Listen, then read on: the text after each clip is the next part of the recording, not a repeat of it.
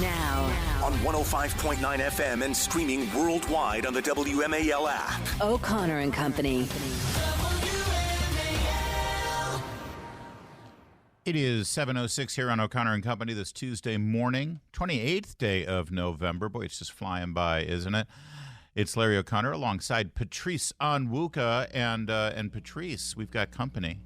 Yes, we do. Coming up at 7:35, we're going to speak with Elizabeth McGuigan. She's with Philanthropy Roundtable to talk about Giving Tuesday today. And then at 8:05, our pal Sean Spicer.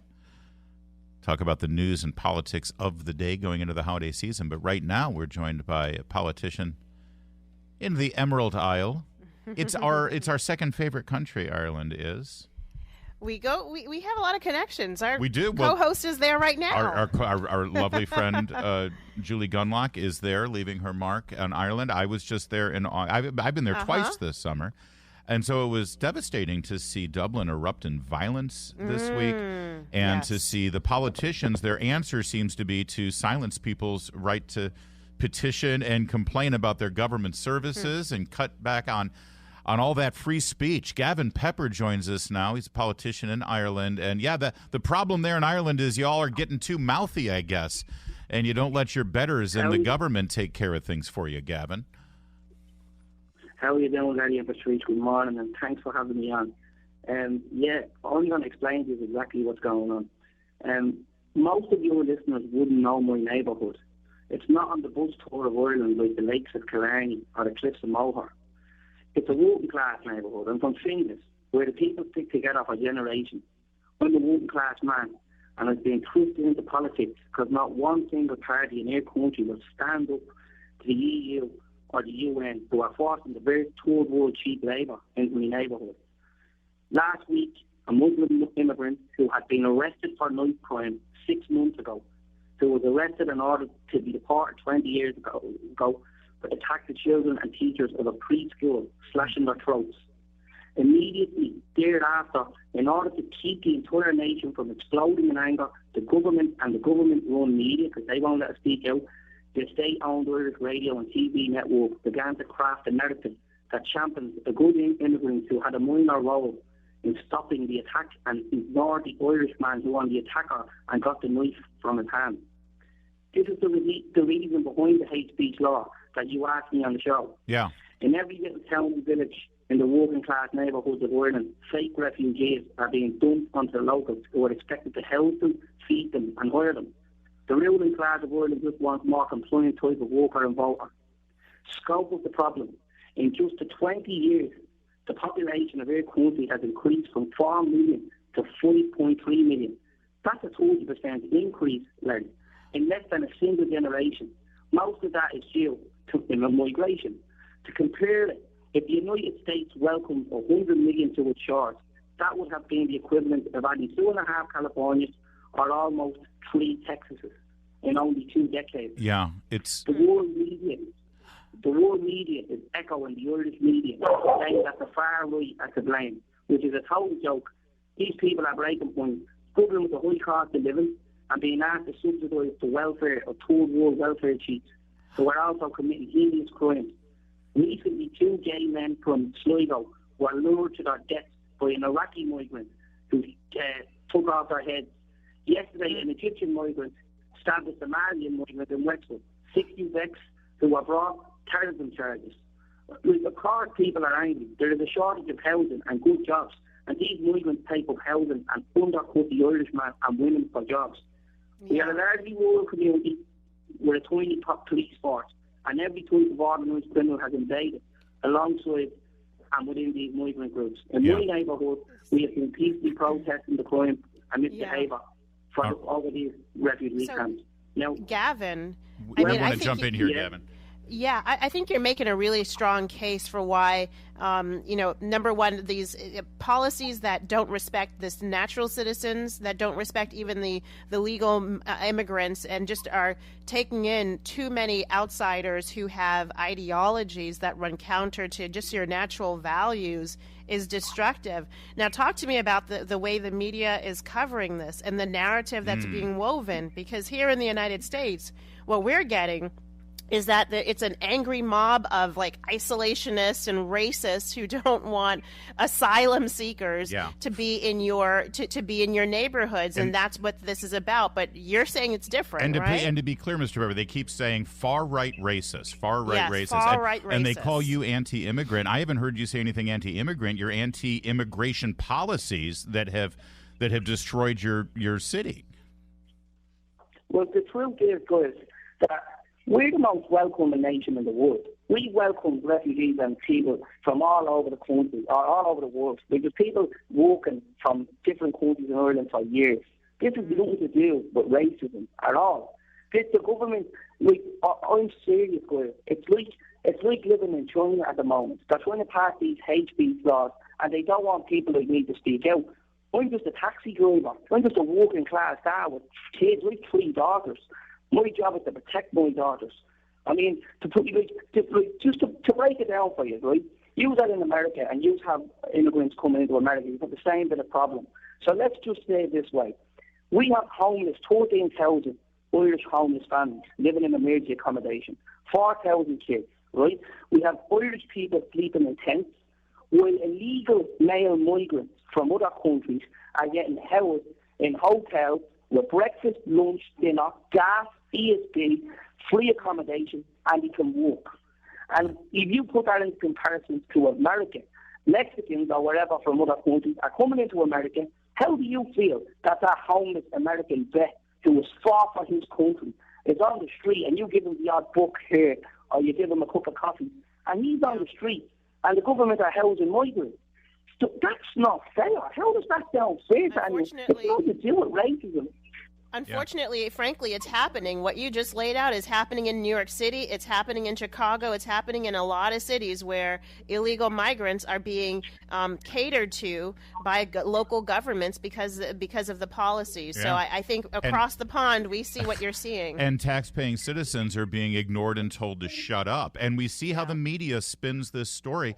But your government, your prime minister, they're saying the real problem here is you, because you took to social media and asked people to protest and take to the streets. And they're saying that you incited violence. How do you respond to them?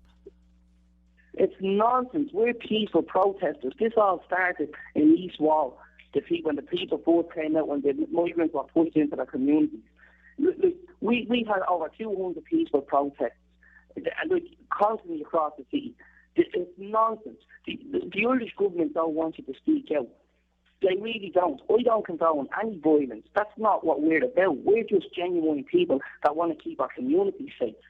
The Irish government, Helen McEntee, wants to push through this hate speech law because that they can pacify the population and keep them quiet. It isn't really a hate speech law. It's a law the Irish government will use to silence all political opposition. 1 year in jail, guys, for turning over the password. If you don't turn over your password to the police.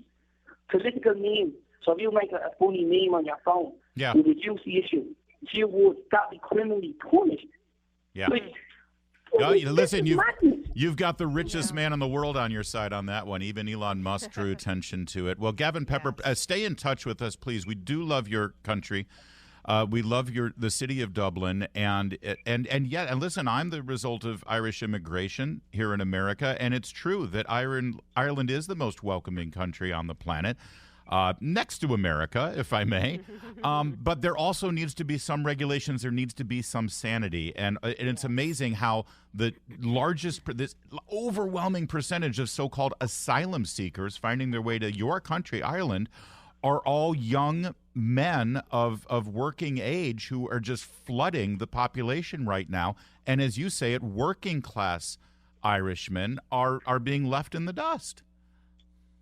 Exactly. Like it doesn't affect the rich people. It doesn't affect the well-to-do. And we have no opposition in the Dáil. I swear to God, it's extreme censorship. So, it's just we have no resources. Yeah. We live in deprived areas. So there's not enough school places. There's not enough doctor's appointments. The hospital lists are through the wall. It's insane. Gavin, and you say, when's your next election cycle? next May. May. Oh, next May. All right. Well, this is gonna brew. You've got several months. I only wish you had. I was just, as I mentioned, I was in Ireland. I was looking for news talk radio where you know what we do here, and we take calls from listeners who want to voice their opinion, and we're able to express ourselves. You don't really have this kind of outlet there that I'm aware of, do you? Other than the internet. No, we don't have.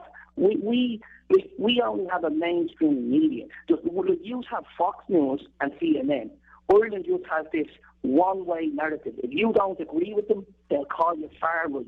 Yeah. That's it. Wow. Now, if you were to ask, how can Americans, because we need your help, we need America's help. We went back in the past to America, we built America, and we need your help. So how could you help us? Well, first of all, tell your American citizens to stop going on holiday to their country till it's safe, because it's not safe for America. It's not safe for Irish people, let alone American citizens. So that's one issue. Another issue, what you need to do is when your politicians like Sinn Féin, Fianna Fáil go over to the USA on Patrick's Day with the Shamrock Bowl looking for money, don't give them any money. Don't give their politicians money. This is the problem. We need you to help. We do. And it's great that you have voice in it and you're letting us speak out, because we can't go on to mainstream media. RTE would never let me on that show. This is what's wrong. Yeah. Well, you're being heard in Washington, D.C. right now by a lot of people. Yeah. And I'm sure that your message is getting out there, Gavin Pepper. And it looks like you've got Nigel Farage speaking out on your behalf and your cause as well. That's going to amplify things over in England. And we'll keep getting the word out there. Our heart is with you. It's hard for us not to visit, though. We're going to have to pray about that one. But in the meantime, I hope you have a great day. Thank you for joining us today. Thank you so much. Thanks for having me on, Glenn. You're God welcome. bless you. Same back at you. It's 7:18. Let's get straight to Jamie Whitten now in the Hadid Carpet Cleaning Traffic Center. WMAL. Making sense of the news. Live. From the Home Paramount Pest Control Studios. Home Paramount, the leader in pest control since 1939.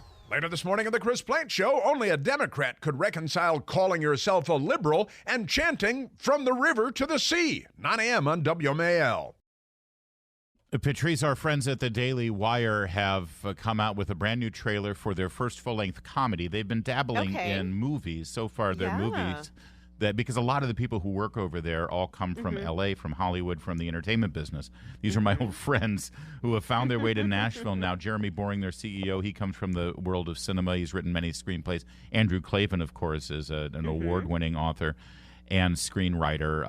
His screenplays have been nominated for Oscars. He's one of their great voices there.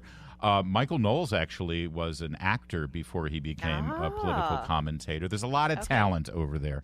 And I know a lot of people whose names you don't know who work for them, who all come from the entertainment industry, who relocated to Nashville when Daily Wire went there. Of course, you hear many of the folks from Daily Wire here on this radio station every night, starting with Ben Shapiro at 9 p.m. I want you to listen to the trailer of a new movie that they've, or a trailer that they've just put out. A movie will be released on Daily Wire Plus streaming later this week. It's called Lady Ballers. In a world where women's sports is being transformed, the Daily Wire calls foul with the most triggering comedy of the year.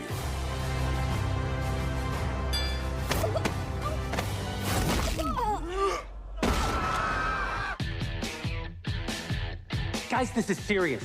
Sports can be your pathway to a better life. Well, like yours? Please don't steal my catalytic converter again. Winning matters. It's the key ingredient in becoming a winner. Maybe you should try it sometime. Are you gonna move? I am not.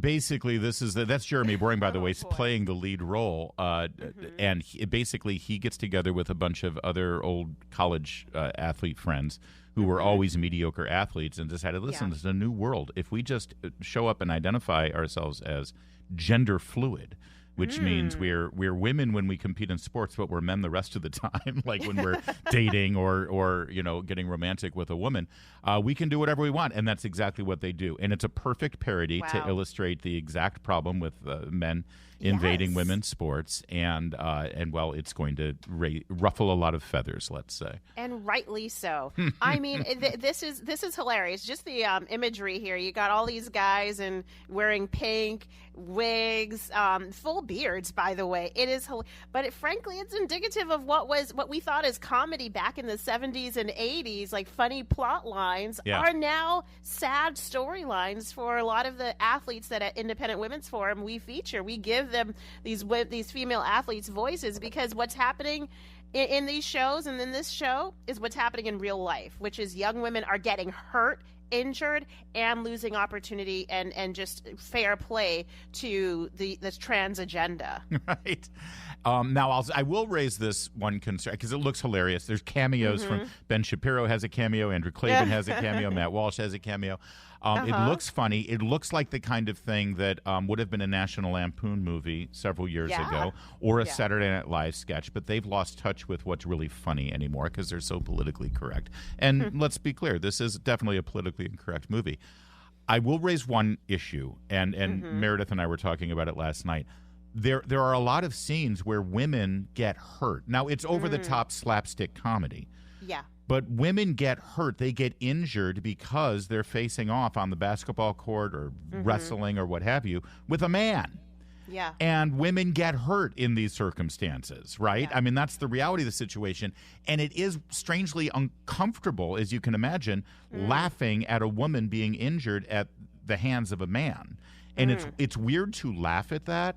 But I rationalize it this way. It is enraging. It is outrageous. It is despicable. It is nauseating what is being allowed right now where women are being injured at the hands of men who are pretending to be women in women's sports, whether they psychologically identify that way or not, or whether they're gaming the system, as is the case with certain young men in Massachusetts right now, finding loopholes in the sports laws there.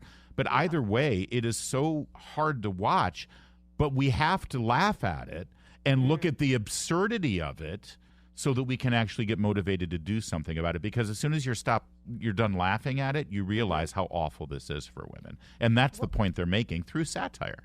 Well, it's important because there are a lot of well-intentioned people who feel like, oh, I'm trying to be inclusive and respectful of people's life choices by being okay with trans athletes in women's sports. Yeah. No, they have to understand the actual damage being done and that it's not just a small minority of a minority. It's a growing problem, not just a loss of opportunities and academic scholarships and abilities to place in competition. That's but right. Physically, the harm that can be done cannot be ignored any longer. And you know who needs to see this? It's the international bodies, the national sports bodies, all of these organizing sports groups that are, kowtowing to this transgender agenda when it comes to young women's protection and safety in sports. I'm looking forward to seeing this. It's called Lady Me Ballers. too. It's funny. It makes a very important social, cultural, and political point. That said, Jeremy Boring, the guys at Daily Wire, I mean, it's been done before. When we first moved to New York, we had a great apartment that was dirt cheap. And we found out why it was so cheap. Our friend Amy said there was a great apartment in her building. Dirt cheap, but it's a hotel for women. Okay, we made one adjustment. Now these other ladies know us as Buffy and Hildegard. But they also know us as Kip and Henry, Buffy and Hildy's brothers. I am crazy about the blonde. This experience is going to make a great book. See, it's all perfectly normal. Oh, Little that Billy was the Joel show back action in the day. there. Yeah, Absolutely. I remember that show. Tom Hanks's humble beginnings. Look at Now, On 105.9 FM and streaming worldwide on the WMAL app. O'Connor and Company. It's 7:36 now on O'Connor and Company. Thanks for tuning in. It's your buddy Larry O'Connor along with his buddy Patrice Onwuka. She's your buddy too. I am. I love everybody out there. Everybody? I have love in my heart for everybody. I love everybody too, except for that one sad, pathetic person from Media Matters who has to sit in a cubicle and moderate and monitor every word that we say. I have pity for him or her or them. Coming up at 8:05, Sean Spicer will join us. But right now, Patrice Onwuka, we are joined by Elizabeth McGuigan. She is the Vice President, Policy and Government Affairs over at the Philanthropy Roundtable, because today's Giving Tuesday. People often carve out this day as the day to make a gift or several gifts to various organizations. Elizabeth, thanks for joining us. Good morning. Thanks for having me. Well, first of all, when did the idea of Giving Tuesday start? It's a wonderful thing. It's after all the shopping and all the consumerism. When did this begin? Yeah, well, Giving Tuesday's been around for many years, but I think the important thing here too is that it's really a reflection about how the season is about more than just good food and times with loved ones. The season of giving is more than a day. It's about joining together to support our neighbors who might be struggling, or helping to uplift the most vulnerable around our country. Yeah. So it's great to have a day where people show gratitude to give back, whether it's through donations to charities or volunteering their time. The tough thing is, even though we saw some increase in at least cyber and online purchases for Black Friday, the full numbers are still yet to come. We're seeing a lot of people put things on credit cards. Credit card debt is huge right now. And in that kind of climate where people can rationalize, borrowing high interest money from their credit cards to purchase a big ticket item or a concert ticket or something, that's not going to translate into charitable giving. Are you seeing inflation and the overall state of the economy affect charitable donations? We are. And over the last few years, of course, we've seen Americans step up and join together to address everything from the COVID-19 pandemic to social unrest. So we did see charitable giving dip slightly in 2022 after a few record-breaking years. Giving USA's latest report showed that Americans gave almost $500 billion to charity in 2022. So despite the dip, we know giving was down by just over 10% after adjusting for inflation. This was the first drop in recent years. And as you alluded to, it's driven by economic uncertainty, market contraction, record high inflation. It really wasn't surprising to see a dip in a year where families, they saw their disposable personal income drop by almost 6%. The stock market had its worst performance since 2008. But I think the key here is that this drop followed remarkable growth in philanthropy in prior years and still shows Americans' unwavering support for charity.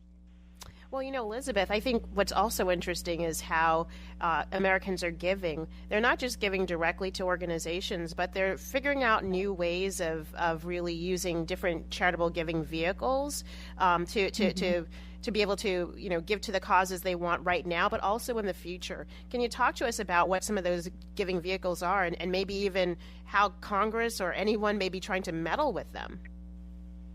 Absolutely. Two great questions there. Individuals are absolutely giving in new ways. Despite this overall dip that I mentioned, the data also shows promising areas of growth last year, with private foundations, corporations, both seeing increases in their giving. But one of the most exciting ways that individuals are giving right now is through charitable accounts called donor-advised funds. So in 2022, donors used donor-advised funds to grant out a record-breaking $52 billion last year. So the landscape might be shifting, but overall, private philanthropy really remains essential to helping those who are most vulnerable in our communities, just as it has throughout our history. And Patrice, to your question on legislative threats, at the Roundtable, our goal is to encourage more charitable giving and to get more dollars flowing to causes and communities in need. But right now, we are seeing threats on several fronts. Most of these threats coming out of D.C. are solutions in search for problems, but things like calling for forced disclosure of anonymous donors are going to lead to people giving less when more is needed.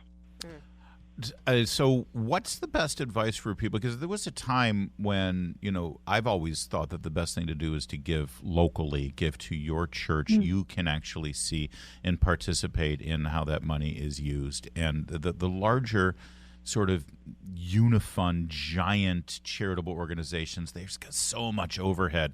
There's so much administrative cost. I mean, but when people really want to make a difference, what's the best way to be charitable? That's a great question, because there are so many ways that people can really support their communities and people in need throughout the world this season. I would suggest, start by considering the causes or communities that you value most highly. So whether it's education, workforce development, mental health, poverty alleviation, et cetera, There are really great nonprofits of all shapes and sizes to join in promoting great solutions. Then I'd encourage everyone to be deliberate and strategic. So think about what you're seeking to accomplish through your giving, whether this is a one-time investment or a multi-year gift. And then finally, engage with organization leadership to make sure you're actually aligned on values, to make sure your partnership is moving the needle in the right direction. So there's so many different ways to give back. There are great benefits to partnering with some of the large organizations that have an outsized impact in the causes and communities we care about. And there's also, like you said, really important role that small nonprofits and charities play in communities throughout the country. Both are important. I think that the issue here is just making sure that people still have the freedom to give how, when, and where they choose. Elizabeth McGuigan, Vice President, Policy and Government Affairs at the Philanthropy Roundtable. Thanks for joining us, and especially drawing attention to those concerns about disclosures of anonymous donors and such. That's something we're going to keep an eye on. Thank you. Have a great charitable Giving Tuesday.